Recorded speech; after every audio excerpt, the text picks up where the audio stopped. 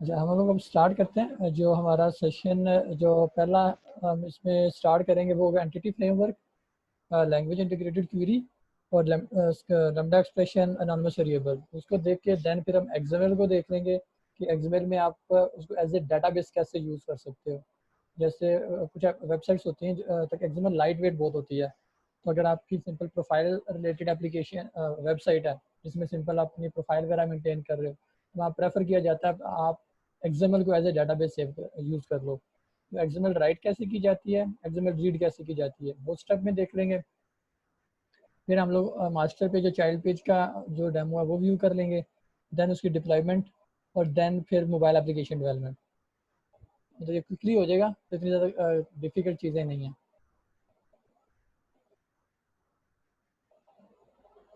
अच्छा, अभी मैं एक प्रोजेक्ट क्रिएट कर लेता हूँ। Web ASP.NET web application entity framework demo. Okay, empty project web form. Okay, अब जितने प्रोजेक्ट क्रिएट होता है हम साथ एसक्यूएल सर्वर में डेटाबेस क्रिएट कर लेते हैं।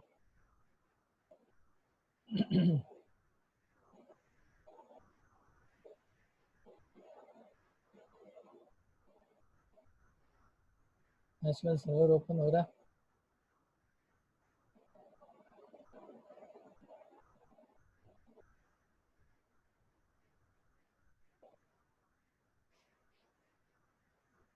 ये एसक्यूएल सर्वर नज़र आ रहा है ना सबको?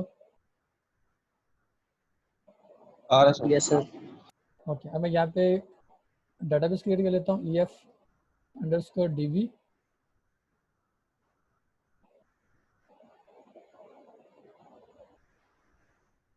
ठीक है, डेटाबेस का नाम दिया, ओके कर दिया और ये डेटाबेस क्रिएट हो जाएगी।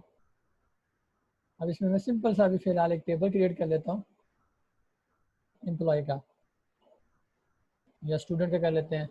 स्टूडेंट ID वाचर नेम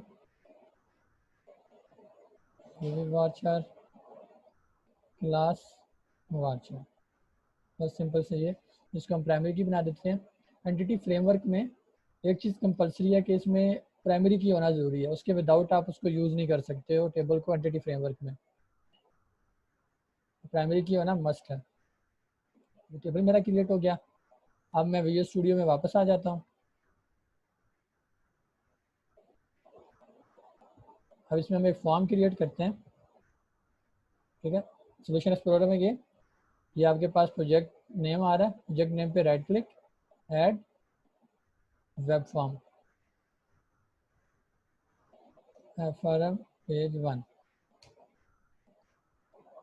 अच्छा, अब एंटिटी फ्रेमवर्क का एडवांटेज ये है कि ये हम जो जैसे डेटाबेस कनेक्टिविटी ट्रेडिशनल करते थे क्वेरीज वगैरह के थ्रू, एंटिटी फ्रेमवर्क में ये सारी चीज़ ऑटो मतलब आपके लिए डेल इम्प्लीमेंट कर देता है। यानी वो जो डाटा एक्सेस लेयर है वो बनानी पड़ती थी, वो इसमें ऑटो बन जाएगी। जो बिजनेस ऑब्जेक्ट लेयर बनानी पड़ती थी वो भी इसमें ऑटो बन जाती है एंटिटी फ्रेमवर्क में। तो हमारा फॉर्म क्रिएट हो गया। फॉर्म के डिज़ाइन पे आके मैं यहाँ पे एक टेबल क्रिएट करता हूँ।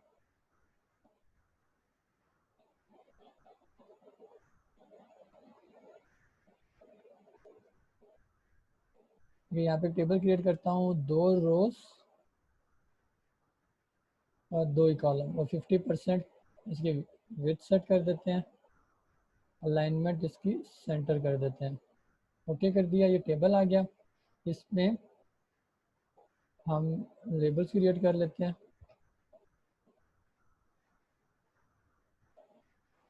ये एक label, second label, third label. Then text box add करते हैं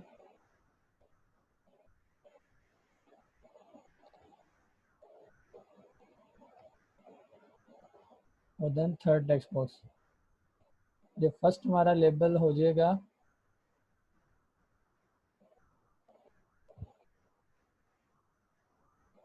स्टूडेंट ID,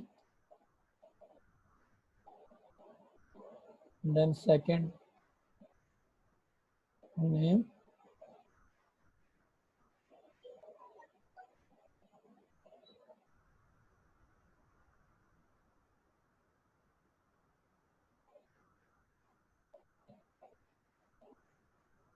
देन क्लास। और जो टेक्स्ट बॉक्सेस हैं इसके हम आईडी प्रॉपर्टी सेट कर लेंगे, txt स्टूडेंट आईडी,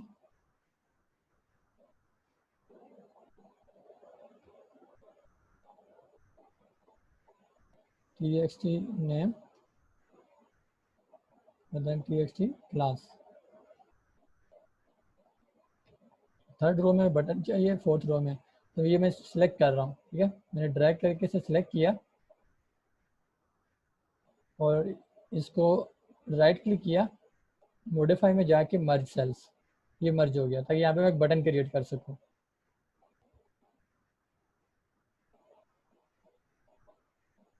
ठीक है, ये बटन आ गया, इसको अलाइन सेंटर कर देते हैं। ये अलाइनमेंट की ये टूल बार में ऊपर ऑप्शन आ रही है, यहाँ पे मैंने इसको जस्टिफाई सेंटर कर लिया।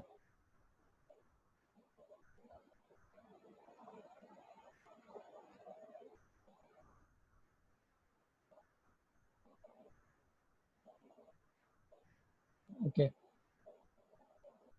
अब बटन की जो आईडी प्रॉपर्टी है btn सेव और ये सेव। अच्छा, अभी ये जो मैं एंटिटी फ्रेमवर्क से करूँगा शो, उसको एक दफ़ा ये मैं क्रोड ऑपरेशन परफॉर्म करके देन थर्ड पार्टी जो कंट्रोल्स हैं वो इंटीग्रेशन इसके साथ करूँगा, जो ग्रिड है वो इसके साथ में शो कराऊंगा। अभी फ़िलहाल हम लोग सिंपल अभी एंटिटी फ्रेमवर्क से क्रोड ऑपरेशन चेक कर रहे हैं। इस तरह मैं इसके बटन और बना देता हूँ, सेव btn अपडेट। अरे क्लास हमने कर नहीं दिया था। ये एंटिटी फ्रेमवर्क हो चुका है। यस सर, तो डाटा कॉन्टेक्स्ट वाला है। हाँ, मतलब एंटिटी फ्रेमवर्क के साथ जो लैंग्वेज इंटीग्रेट, वो जो हम लिखते हैं var result from u in table का नाम। अरे एक हो चुका है। सही ड्रामे हो। अच्छा, ओके, चलिए मैं काम करता हूँ, इसको ना हम लोग थर्ड पार्टी इंटीग्रेशन पे ले जाते हैं इसको, ठीक है, थर्ड पार्टी कंट्रोल इंटीग्रेशन पे। मैं फिर अभी इसको सिर्फ उस पर लेके जाता हूँ, चलो थोड़ा सा रिवाइज हो जाएगा आपका ये पार्ट। मैं इसको सेव की हद तक रहता हूँ, एंटिटी फ्रेमवर्क से लिंक करके देन मैं इसको जो अच्छा वो हमने चीज़ की है कि नहीं की, जिसमें ओके जो टैलरिक का ग्रिड हमने यूज़ किया नहीं किया, नो सर, जिसमें ग्रिड के अंदर ही ग्रिड रहते किया थे सर, ग्रिड किया यूजर। ग्रिड किए यूजर। और विजिट के थ्रू ही हमने इंसर्ट अपडेट डिलीट कर दिया, वो भी कर चुके हैं। विजिट के थ्रू नहीं किया इंसर्ट अपडेट डिलीट सब कुछ हो जाए। सर, विजिट के थ्रू ये नहीं किया। चलो वो अभी देख लेते हैं साथ। अच्छा, अभी ये सेव के बटन पे चलो मैं एंटिटी इसको कन्वर्ट ही कर देते हैं फिर। इस पार्ट को मैं कंप्लीट करता हूँ ना, ताकि जिनको थोड़ी सी कन्फ्यूजन भी, तो रिवाइज हो जाएगा और देन उसके बाद मैं उस पर आ जाता हूँ ग्रिड के साथ। तो अब मैं एंटिटी फ्रेमवर्क ऐड कर लेता हूँ अपने प्रोजेक्ट पे, right click, add new item, ठीक है। यहाँ पे data edu dot entity data model, इसको डबल क्लिक कर दिया, ठीक है। ये डिज़ाइनर फ्रॉम डाटाबेस, यहाँ पे हमें सर्वर नेम चाहिए, तो हमने सर्वर नेम यहाँ पे पेस्ट करते हैं, new connection, server name, database का नाम,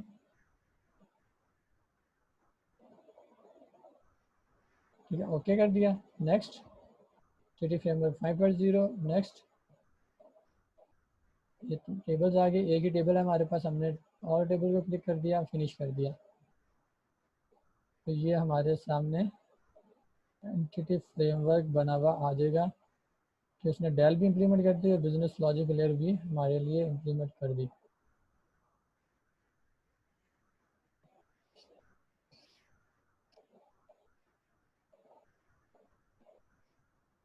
फर्स्ट में टाइम ले रहा है। हमने मास्टर पेजेस चाइल्ड पेजेस तो नहीं किया ना अभी? No sir. वो हमने आई थिंक ये लॉकडाउन से पहले लैब में कर चुके थे शायद, कि नहीं?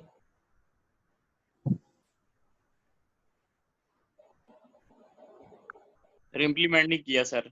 चलो ओके। अच्छा, अब ये हमारा मॉडल बन गया, पेज पे आया। यहाँ पे अब सिंपल मॉडल में हम करते हैं क्या कि जिस नाम से आपकी डेटाबेस होती है उसी नाम से ये क्रिएट करता है विद एक अमेंड करता है एंटिटीज, EF_DB एंटिटीज, जिसको आप ऑब्जेक्ट बना देते हो। डीसी मतलब डाटा कॉन्टेक्स्ट, इसलिए मैंने डीसी लिख देता हूँ।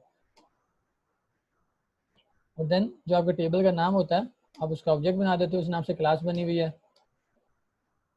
इसको वैल्यूज पास करते हो। OBJ dot student ID is equal to txt student ID dot text, OBJ dot name is equal to txt name dot text, OBJ dot class is equal to txt class dot text. अब ये class का object बन गया, database आपकी इस context के अंदर पड़ी है, तो dc.tbl students डॉट ऐड, यानी हमें उसका एक ऑब्जेक्ट ऐड करना है, ये ओबीजे हम इसको पास कर देंगे, तो ये हमारा इसमें ऐड हो गया। और then if dc dot save changes greater than 0। अच्छा, अब यहाँ पे नॉर्मली हम लोग लेबल शो करते हैं, लेकिन हम चाहते हैं कि जो सर ये ऑब्जेक्ट वाली लाइन दोबारा बता दें। इसमें यह है कि डीसी आपका डाटा कॉन्टेक्स्ट का ऑब्जेक्ट हो गया, ठीक है। अब इस डाटा कॉन्टेक्स्ट के अंदर आपके वो टेबल पड़ेगा, यानी स्टूडेंट का टेबल जो है वो उस पर पड़ा हुआ है, उसमें हम एक रिकॉर्ड ऐड करने जा रहे हैं, जो कि रिकॉर्ड है ये वाला जो अभी हमने क्रिएट किया है। तो जब हमने यहाँ डॉट ऐड किया, वो कह रहा है कि मुझे टीबीएल स्टूडेंट टाइप का ऑब्जेक्ट पास करो, तो हमने ओबीजे इसको पास कर दिया, तो वो एक रिकॉर्ड जो है वो स्टूडेंट के टेबल में जाके ऐड करेगा। अब उसको कमिट करेगा, जब सेव चेंजेस करेंगे तो डीबी में जाके सेव होगा वो रिकॉर्ड। क्रिएट यहाँ तक हो गया, लेकिन सेव जय करेगा और सेव चेंजेस पे। अच्छा, अब आप क्लाइंट को चाहते हो कि उसको एक पॉपअप मैसेज आए कि जी आप का रिकॉर्ड इंसर्ट हो गया। नॉर्मली हम लोग एक लेबल शो करते हैं,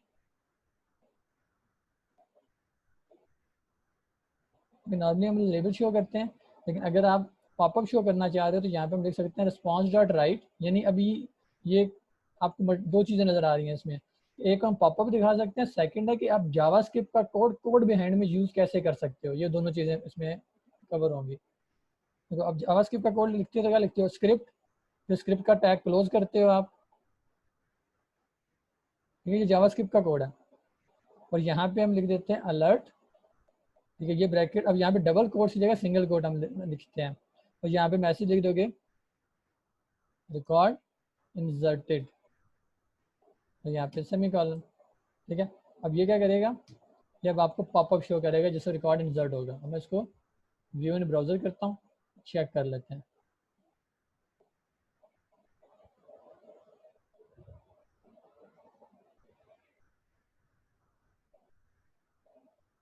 ये स्क्रीन खुलने जा रही है, मैं शेयर करता हूँ आपसे।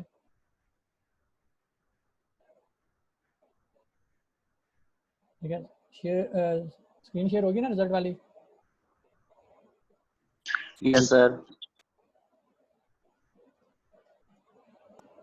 सर अगर हमारा डाटा फ्रेगमेंट हुआ है तो एंटिटी फ्रेमवर्क उसमें भी काम करेगा?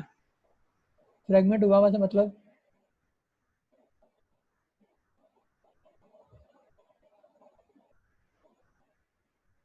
डाटा फ्रेगमेंट हुआ इससे मुराद क्या है आपकी?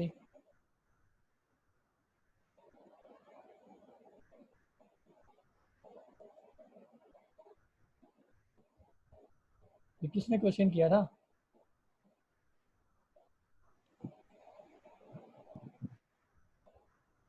क्वेश्चन करके गायब हो गया। ठीक है, देखो जैसे मैंने सेव का बटन प्रेस किया, अब ये पॉपअप नजर आ रहा है, रिकॉर्ड इंसर्टेड। Yes sir. ठीक है, ये पॉपअप अब आ गया। अदरवाइज हम एक लेबल शो करते हैं तो जो बटन के नीचे एक लेबल शो हो रहा होता है रिकॉर्ड इंसर्टेड, वो समटाइम होता है कि अगर आपका पेज एक स्क्रोलेबल पेज है ना, ये पेज में स्क्रोल आ रही है, तो उसका इशू ये होता है कि बंदे को, यूजर को पता नहीं चल रहा था कि रिकॉर्ड इंसर्ट हुआ नहीं हुआ, वो कंफ्यूज सा हो जाता है। तो सिर्फ पॉपअप से आगे जिसमें पॉपअप आया तो इमीडिएट उसे पता चल गया कि ये हो क्या रहा है। ठीक हो गया? अच्छा, ठीक है सर। अब मैं वापस आता हूँ इस पे। अच्छा, अब मैं इसमें एक और चीज़ आपको शो करने लगा कि मैं इसके नीचे एक शो कराता हूँ लेबल, और इस चीज़ को आपने ना गौर से देखना, ताकि ये एक चीज़ है जो बहुत कॉमन है कि आप समटाइम आपके क्लाइंट्स वगैरह कहते हैं कि ये चीज़ इस तरह करो, तो उसमें आपको सोल्यूशन नहीं पता होता। अब मैं यहाँ पे करने लगा हूँ कुछ एंटर्स ताकि पेज में आ जाए स्क्रॉल।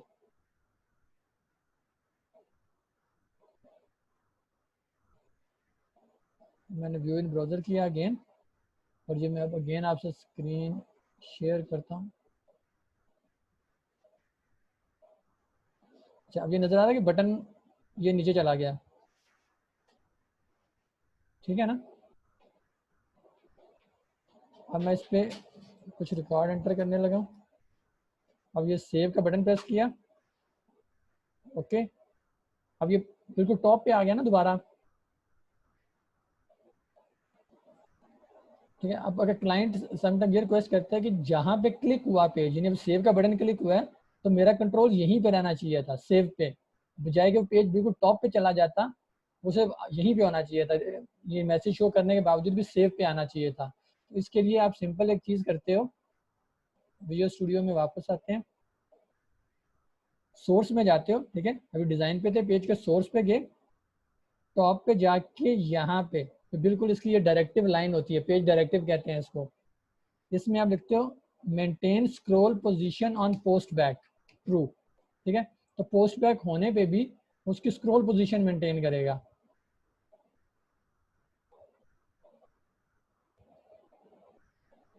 मैं सेव कर दिया। अब मैं वापस स्क्रीन शेयर करता हूँ आपसे, ये वाली, इसे रिफ्रेश करते हैं।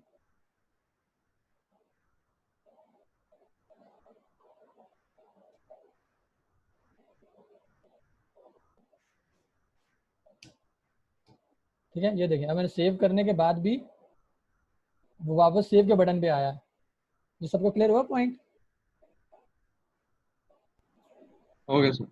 ठीक है, maintain scroll position on post back, यानी पेज पोस्ट बैक हो तो जिस पोजीशन पे ऑलरेडी स्क्रॉल था वहीं पे वापस आ जाए। तो ये चीज़ आपकी इसमें आ जाती है, ठीक है। यहाँ तक क्वेश्चन किसी का? No sir. ओके।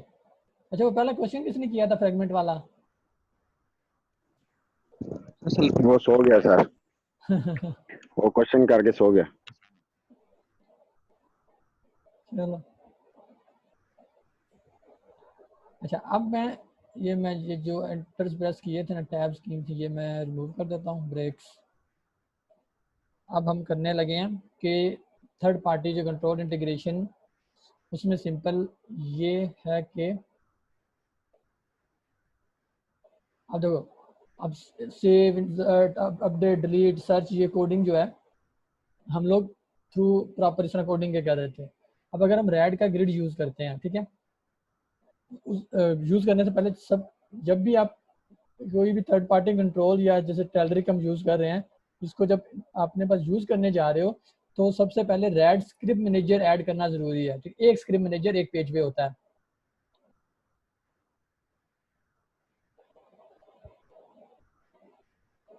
एक डबल क्लिक किया, अभी लोड होगा, बल्कि मैं इसके लिए एक एप्लीकेशन प्रोजेक्ट क्रिएट करता हूँ। फाइल, प्रोजेक्ट, यहाँ पे ये आ रहा है टेलरिक वेब फॉर्म्स एप्लीकेशन, ठीक है। टेलरिक वेब फॉर्म्स एप्लीकेशन, इसका इशू ये होता है ये कि आपने ये टाइप क्यों क्रिएट करनी होती है जब थर्ड पार्टी कंट्रोल यूज़ कर रहे हो। इसके कुछ रेफरेंसेस होते हैं जो इसने ऐड करने होते हैं, कुछ प्री रिक्विजिट्स होते हैं, कुछ HTTP हैंडलर्स वगैरह वेब कॉन्फ़िग में ऐड करता है। तो जब हम टेलरिक की वेब एप्लीकेशन क्रिएट करते हैं, ठीक है, तो उस केस में वो सब चीज़ें खुद ही बिल्ट इन इंक्लूड कर लेता है। मैंने ओके किया, पिछले पेज को सेव कर देते हैं। ठीक है, ये उसी तरह जैसे उस पर आ रहा था आपके ब्लैंक की ऑप्शन, ब्लैंक किया, फिनिश कर दिया, तो ये एक blank page, blank project create कर देगा जिसमें हम लोग टेलरिक के ये रैड ग्रिड के थ्रू, यही जो कनेक्टिविटी है हम रैड ग्रिड के थ्रू करते हैं कि उसमें इंसर्ट, अपडेट, डिलीट, सारी चीज़ें उसमें शो कर देगा आपको, वो भी सिर्फ विज़र्ड पे। अच्छा, ये इस पे गए, देखें अब ये प्री रिक्विजिट में अगर वेब कॉन्फ़िग में जाके मैं दिखाऊं, ये देखें ये HTTP हैंडलर के अंदर ये उसने कुछ रेफरेंसेस ऐड किए हैं। तो ये नीचे हैंडलर्स हैं जिसके अंदर ये इसने सारी चीज़ें ऐड की हैं। ये वो है जो उसको प्री रिक्विजिट्स चाहिए थे। ऐप सेटिंग के अंदर ये टेलर की चीज़ें ऐड की हैं। उन चीज़ों को अवॉइड करने के लिए कि आप खुद मैनुअली उसमें ऐड करते हैं, तो जो प्रैक्टिस हो जाती है फिर हम खुद भी कर सकते हैं, लेकिन इसलिए प्रेफर किया जाता है कि आप इसी को क्रिएट कर लो डायरेक्ट। अच्छा अब मैं यहाँ पे एक पेज क्रिएट कर रहा हूँ, वेब फॉर्म FRM DB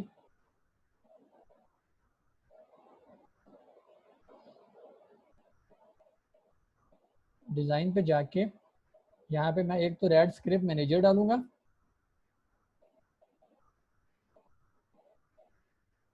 ठीक है, और देन इसके नीचे रेड ग्रिड। अब ये चीज़ें आपको सिंपल सर ये है किस लिए? वो बताने लगा हूँ। देखो अब यही चीज़ें सिंपल ASP.NET में डायरेक्ट अवेलेबल नहीं है। उसमें हम क्या करते थे कि जब आप रिकॉर्ड इंसर्ट करते हो नीचे हम ग्रिड बनाते थे, ग्रिड के अंदर हम डाटा बाइंड करते थे तो ग्रिड में रिकॉर्ड शो हो जाता था। फिर हम वहाँ पे उसके साथ ग्रिड के साथ एक एडिट का बटन लगाते थे, एडिट पे क्लिक करते थे, वही रिकॉर्ड सारा ऊपर टेक्स्ट बॉक्सेस में शो होता था। हम उसमें चेंजेस करते थे, अपडेट का बटन प्रेस करते थे, उसमें कोडिंग की हुई होती थी बैकएंड पे, वो रिकॉर्ड जाके अपडेट होता था और ग्रिड को हम बाइंड करते थे, ग्रिड में शो हो जाता था। ऐसे ही करते थे ना। Yes sir. अब रेड ग्रिड का ये एडवांटेज होगा कि इसी ग्रिड के अंदर आपको ऑटोमेटिक टेक्स्ट बॉक्सेस देगा जिसमें हम रिकॉर्ड इंसर्ट कर सकेंगे। एडिट पे क्लिक करेंगे, उसी में आपको ऑप्शन देगा कि टेक्स्ट बॉक्सेस का ऑटोमेटिक, मतलब क्वेरी श्यूरी हमें कुछ भी नहीं लिखनी, हमें सिर्फ विजिट कंप्लीट करना है, वो सारी कोडिंग खुद कर देगा, रिकॉर्ड अपडेट करके वहीं पे शो कर देगा। डिलीट करेंगे तो एक मैसेज भी पूछेगा जी कि आप इसे वाकई डिलीट करना चाहते हैं, ओके करेंगे डिलीट भी कर देगा और फिर ग्रिड बाइंड कर देगा वापस। ये सारी चीज़ें ऑटोमेटिक होंगी, ठीक है। अच्छा अब मैंने ग्रिड ऐड किया, अब ग्रिड में मैंने डाटा सोर्स, ठीक है, चूज डाटा सोर्स, डाटाबेस के साथ बाइंड करना है ताकि उसे पता चल जाए कि इस टेबल पे मैं इंसर्ट अपडेट रीड कराना चाह रहा हूँ, ठीक है। SQL इसको हम एंटिटी फ्रेमवर्क के साथ भी बाइंड कर सकते हैं, SQL के साथ भी बाइंड कर सकते हैं। इनिशियली हम लोग SQL के साथ करते हैं। अब इसको यहाँ पे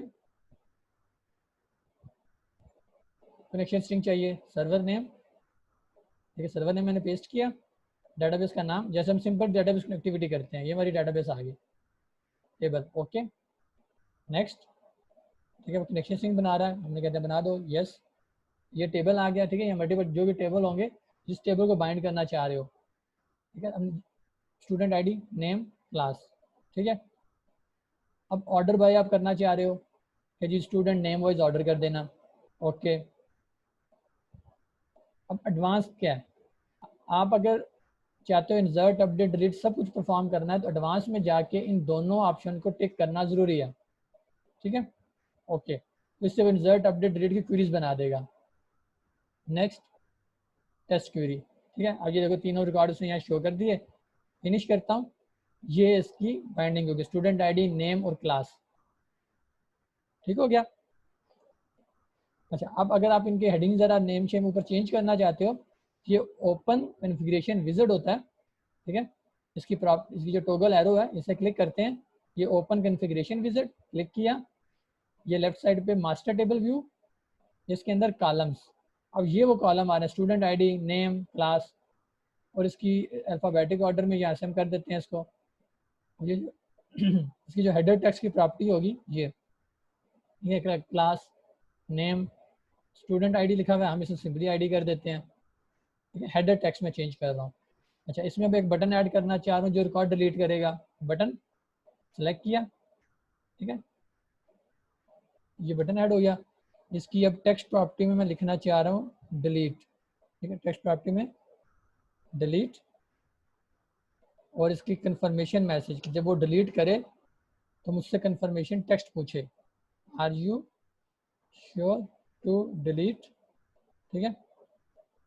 तो टाइटल में क्या है जी, वार्निंग, ठीक है। ये मैंने एक बटन भी ऐड कर दिया, और इसका कमांड नेम होता है, ये कमांड नेम, कि भाई बटन करेगा क्या, डिलीट, ठीक है, कमांड नेम है डिलीट, तो ये डिलीट की फंक्शनैलिटी परफॉर्म कर देगा, ठीक है। सर मेन चीज ये कमांड नेम ही है? ये मेन चीज़ कमांड नेम है, और जो टेक्स्ट प्रॉपर्टी सेट की है ये है कि वो उस पर लिखा हुआ नज़र तभी आएगा, वरना वो कुछ नज़र नहीं आ रहा होगा। ठीक है, टेक्स्ट प्रॉपर्टी वो आ गई। और जो ये कंफर्म टाइटल है कि अगर हम ये दोनों चीज़ें नहीं देते तो वो पूछे बगैर डिलीट कर देता है, इसलिए हमने ये दोनों चीज़ें लिखी। तो उससे होगा वो हमसे पहले पूछेगा फिर डिलीट करेगा। ठीक है, अच्छा अब मैं एक और बटन ऐड करता हूँ जो कि एडिट करने के लिए। ठीक है, इसको मैं देखो अब यहाँ से ना उसे टॉप पे लेके आ सकता हूँ। मैं चाहता हूँ कि एडिट यानी तमाम कॉलम से पहले आए, फिर कॉलम, फिर आखिर में डिलीट आए। तो मैंने ये एरोज की मदद से उसे ऊपर ले गया। तो इसका कमांड नेम होगा, कमांड नेम होगा इसका एडिट, और इसका टेक्स्ट हो जाएगा एडिट। एडिट की जगह आप नाम चेंज भी कर सकते हो। ठीक है, लेकिन कमांड नेम वही रहेगा एडिट। ठीक है, और ओके कर दिया, सेव। अब मैं जरा एक दफ़ा जस्ट इसका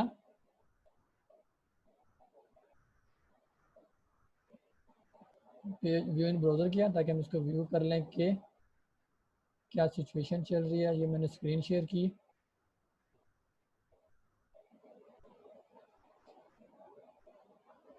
ग्रिड आ गया। ठीक है, देखो एडिट के लिए उसने एक आइकन बना दिया, डिलीट के लिए आइकन बना दिया। समझ आई?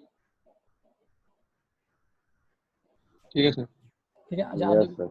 अब मैं इस रिकॉर्ड को डिलीट करना चाह रहा हूँ। क्लिक किया तो पूछ रहा है are you sure to delete. ठीक है, ओके करूँगा डिलीट करेगा, कैंसिल करूँगा तो डिलीट नहीं करेगा। ठीक है, कैंसिल किया रिकॉर्ड पड़ा हुआ है, दोबारा ओके किया। ठीक है, इसमें बताता हूँ इसे ओके मैंने डिलीट क्यों नहीं किया वो बताता हूँ। अच्छा अब एडिट करते हैं। अगर ये देखो जिसे एडिट पे क्लिक किया उसने टेक्स्ट बॉक्सेस खुद बना दिए। ठीक है, और इसको जब क्लिक करूँगा तो वो सेव करना है उसने, लेकिन अभी नहीं किया, वो रीज़न बताता हूँ। पॉइंट क्लियर हो गया ना कि एडिट करने पे टेक्स्ट बॉक्सेस उसने खुद बना दिए, हमने नहीं बनाए। और अपडेट और डिलीट का बटन, कैंसिल का बटन भी आ गया। कैंसिल करेंगे कैंसिल, अपडेट करेंगे अपडेट हो जाएगा। ओके यहाँ तक? Yes sir. अच्छा अब ओके ओके सर। डिलीट और अपडेट किया क्यों नहीं, अब मैं उस पर आता हूँ।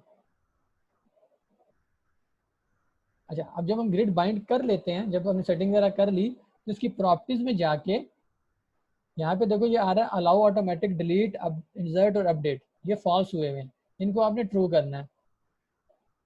ठीक है, इनको ट्रू करना है, उसके विदाउट वो इंसर्ट अपडेट करेगा नहीं। अच्छा उसके बाद हम आते हैं नीचे, मास्टर टेबल व्यू होता है। ठीक है, थोड़ा सा नीचे आएंगे, ये मास्टर टेबल व्यू, इसमें भी आ रहा है allow automatic delete insert update. ये भी फॉल्स हुआ हुआ है, इसको भी ट्रू करना है। ठीक है, अच्छा अब वो इंसर्ट भी करेगा, अपडेट भी करेगा, डिलीट करेगा। अब इंसर्ट करने के लिए वहाँ पे हमारे पास कोई ऑप्शन नज़र नहीं आ रही। ठीक है, मैं दोबारा जाता हूँ। ठीक है, अपडेट और डिलीट की ऑप्शन तो आ रही है, लेकिन ऐड न्यू रिकॉर्ड करने की कोई ऑप्शन नज़र नहीं आ रही। अब मैं वापस आता हूँ विजुअल स्टूडियो में। अब आप इसी की प्रॉपर्टीज में रहते हुए यहाँ पे मास्टर टेबल व्यू के अंदर आपके पास एक प्रॉपर्टी होगी कमांड आइटम डिस्प्ले। ठीक है, ये कमांड आइटम डिस्प्ले नन हुआ है, इसको मैं कर देता हूँ टॉप। ठीक है, कमांड आइटम डिस्प्ले टॉप कर दिया। अब ग्रिड पे देखो ये ऑप्शन आ गई ऐड न्यू रिकॉर्ड की। ठीक है, ग्रिड पे ऐड न्यू रिकॉर्ड की ऑप्शन आ गई और रिफ्रेश का बटन भी आ गया। सेव। मैं वापस आता हूँ अब ब्राउजर पे, इस पेज को रिफ्रेश करते हैं। ये क्लियर हुआ, ऐड न्यू रिकॉर्ड भी आ गया, रिफ्रेश भी आ गया। अब मैं देखो डिलीट करके देखते हैं, डिलीट, ओके रिकॉर्ड डिलीट हो गया। ऐड न्यू रिकॉर्ड करते हैं। ठीक है, टेक्स्ट बॉक्सेस उसी तरह आ गए। अच्छा स्टूडेंट आईडी को हमने वहाँ पे रीड ओनली हुआ है, इसलिए यहाँ पे शो नहीं कर रहा। एक मिनट में विजुअल स्टूडियो पे वापस जाता हूँ।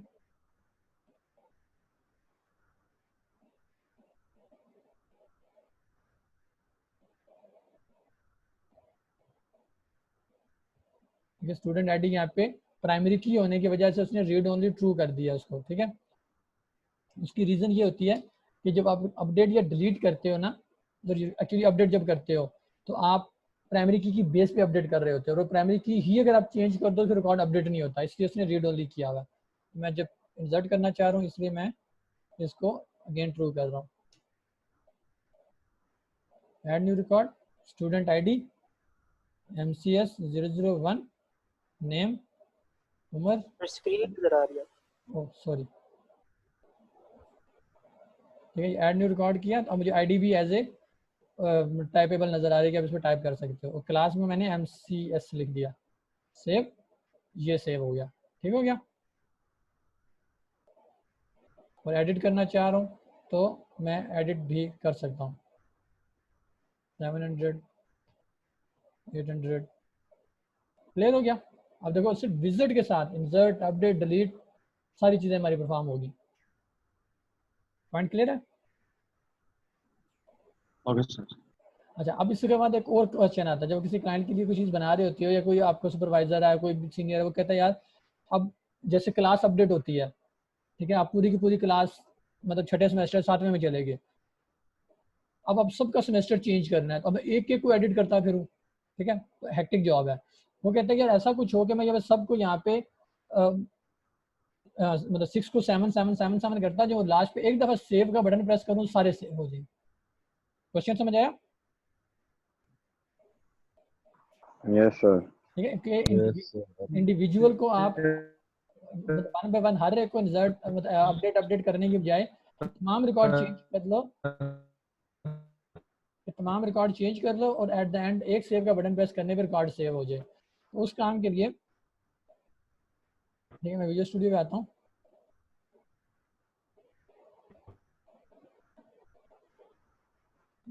मैं ग्रिड पे वापस आता हूँ, ठीक है। अच्छा, इस केस में हमें एडिट जो है, ठीक है, हम इसे बैच एडिटिंग कहते हैं, ठीक है, इस ऑप्शन को बैच एडिटिंग कहते हैं।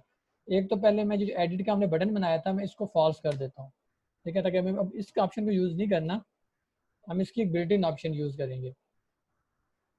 ठीक है, ग्रिड सेलेक्ट किया, यहाँ पे मास्टर टेबल व्यू के अंदर, ठीक है, मास्टर टेबल व्यू के अंदर जब जैसे हमने कमांड आइटम डिस्प्ले को हमने टॉप किया था, तो यहाँ पे होता है आपके पास एडिट मोड, ठीक है, एडिट मोड होता है, इसमें लिखा हुआ है एडिट फॉर्म्स, इसको हम कर देते हैं बैच, ठीक है। अब मैंने जब बैच कर दिया, अब आपको दिखाते हैं इसमें चेंज क्या आई, ठीक है, सिर्फ एक सेटिंग मैंने किया है, एडिट मोड को बैच किया और कुछ नहीं। और कितनी बड़ी फंक्शनैलिटी आप अचीव करोगे यहाँ से, देखना। मैं इसे रिफ्रेश करता हूँ, देखो अब ऐड न्यू रिकॉर्ड के साथ सेव चेंजेस कैंसिल भी आ गया, ठीक है। अब देखो मैं क्लिक करता हूँ, एडिटेबल ऑप्शन आ रही है, ठीक है, जैसे ही क्लिक किया वो टाइपिंग की ऑप्शन दे रहा है। पॉइंट क्लियर हुआ? Yes sir. Yes sir. Yes sir. अब इसमें मैं कोई भी चेंज करता हूँ, ये अब जैसे ही मैं चेंज कर रहा यस हूँ, सर। वो ऊपर देखो छोटा सा रेड डॉट बनाता है, यानी जो एडिट सेल होते हैं ना, जिन में चेंजेस कर दिया है, उसमें वो रेड सा पॉइंट दिखा रहा है कि आप इन सेल को चेंज कर चुके हो। ठीक है सर। अब मैं सेव चेंजेस करूंगा तो रिकॉर्ड सेव होगा, ठीक है, सेव चेंजेस किया, सब सेव, और कैंसिल चेंजेस कर देता, कैंसिल हो जाती। और इसमें डिलीट का क्या केस होगा, डिलीट ओके किया, रिकॉर्ड डिलीट हो गया, लेकिन जब तक सेव चेंजेस नहीं करूंगा रिकॉर्ड अपडेट नहीं होगा डेटाबेस में, ठीक है। अब अगर रिफ्रेश करूंगा रिकॉर्ड वापस आ गया। अब मैं डिलीट करने के बाद सेव चेंजेस करूंगा तो रिकॉर्ड अब डीबी से भी डिलीट हो गया। पॉइंट क्लियर हुआ? Yes sir. ठीक है। अब मतलब ये एडवांटेज है कि आप देखो, ये जो टेलरिक के कंट्रोल यूज करते हो, तो मतलब वो फंक्शनैलिटी जो अगर आप नॉर्मल ASP.NET में काम कर रहे होते, कम से कम आपको ये डिपेंडिंग ऑन के कितनी ज़्यादा उसके अंदर आपके फील्ड्स हैं। अब इसके अंदर आप ड्रॉप डाउन भी ऐड कर सकते हो, इसके अंदर आप फाइल अपलोड कंट्रोल भी लगा सकते हो इसी एक कंट्रोल के अंदर ना। आप इसके अगर डेमोज चेक करो, ठीक है, मैं एक मिनट इस पर जाता हूँ ज़रा वेब पे, जस्ट आपको एक चीज़ दिखाने के लिए, हमारा सेशन भी एंड होने वाला है। कि अगर आप टेलरी के कंट्रोल को स्टडी करना चाहो ना, तो आप यहाँ लिखो रेड ग्रिड डेमो ASP.NET, ठीक है। अब ये डेमो का लिंक आ गया मेन demo.telric, ठीक है, क्लिक किया। ये जस्ट आपको दिखाने के लिए कि आप इसके अंदर क्या क्या कुछ कर सकते हो। ये देखो, अब ये उसने एक टेम्पलेट सा दिखाया हुआ है कि आप उसकी सर्चिंग भी कर सकते हो स्पेसिफिक कॉलम वाइज। ये ग्रुपिंग उसने की हुई है कि अब जैसे मैं ओपन को क्लिक करूंगा, ये देखो अब उसके अंदर अब पिक्चर व्यू भी आ रहा है, देन उसके साथ मतलब एक उसने फर्दर उसके अंदर ग्रिड के अंदर मतलब ग्रुपिंग करके डाटा डिस्प्ले किया हुआ इंडिविजुअल को। और ये आपके पास लेफ्ट साइड पे तमाम प्रॉपर्टीज इसकी आ रही हैं जिनको आप यूज़ करते हुए, और ये एप्लीकेशन सिनेरियोज भी हैं कि आप जैसे आ रहा है परसिस्टिंग ग्रिड, उसके बाद binary and red async upload in, ठीक है। ये क्या मैं ऐड करूँ, इसमें फाइल अपलोड कंट्रोल भी दिया हुआ होगा इसने, ये कि आप इसमें आप एक फाइल अपलोड भी कर सकते हो। पॉइंट क्लियर हुआ? मतलब इन पे जाके स्टडी करो, जो नीचे पूरा कोड है, ये C# में करना है, VB में करना है, तो उसकी ASPX पेज भी है, कोड बिहाइंड फाइल भी है, और स्टैट शीट अगर कोई